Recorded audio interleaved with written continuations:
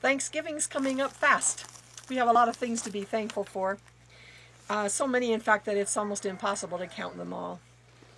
One thing I am thankful for is that we actually have a Bible from which we can learn the history of man, the story of salvation, and the history of the church, which, by the way, is still being written. Last Sunday, a lot of us came to church dressed as our favorite Bible character. Every person in costume told who they were, why they chose that person, and where in the Bible their story could be found. Women like Ruth, the mother of Obed and grandmother of David. That's King David, the one who wrote all the Psalms. And then there was Rebekah, the wife of Isaac and the mother of Esau and Jacob. Jacob, who fathered 12 sons, who became the 12 tribes of Israel. And Deborah was there. Deborah was a woman, a leader in Israel.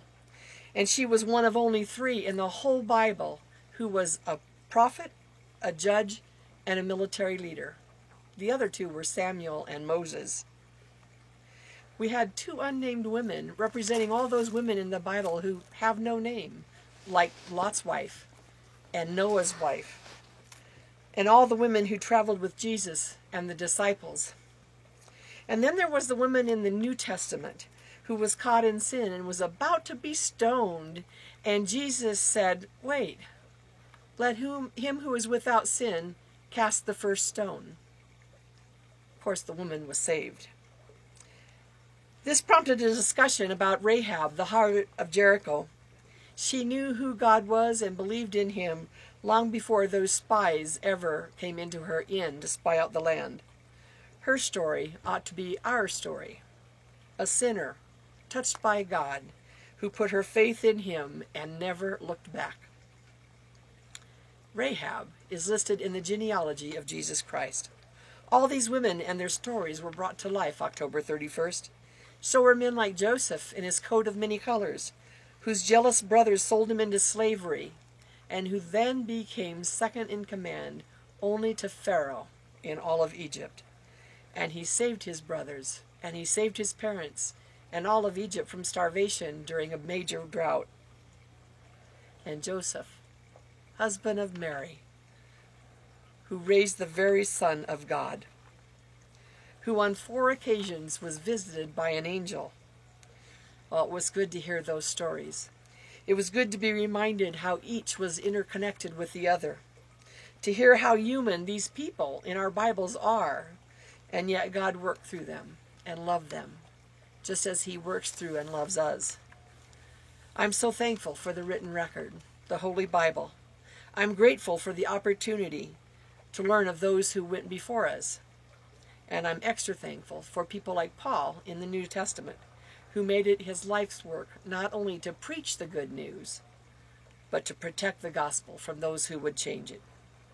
In 1 Corinthians 4:1, Paul writes, "A person should think of us as servants of Christ and managers entrusted with God's secrets." Think about that. The master entrusts his servant with a specific area of service. A faithful servant carries out the wishes of the master.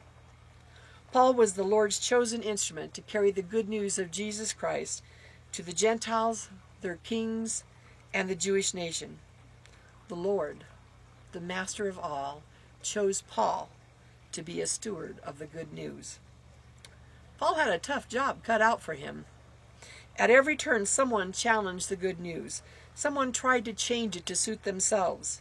It's not that different today. There are those today who are always coming up with a new gospel. They want to change, to rewrite the good news. But if Scripture is changed or altered or ignored or edited, if what is being taught doesn't agree with what's written in the Scriptures, we can't accept it. We can't cut out the pieces that we don't like. It doesn't work that way. We can't compromise Scripture to please anyone. Paul knew that, and he jealously guarded the gospel he was charged with protection. He didn't let anyone get away with changing any of it for any reason. We need to do the same.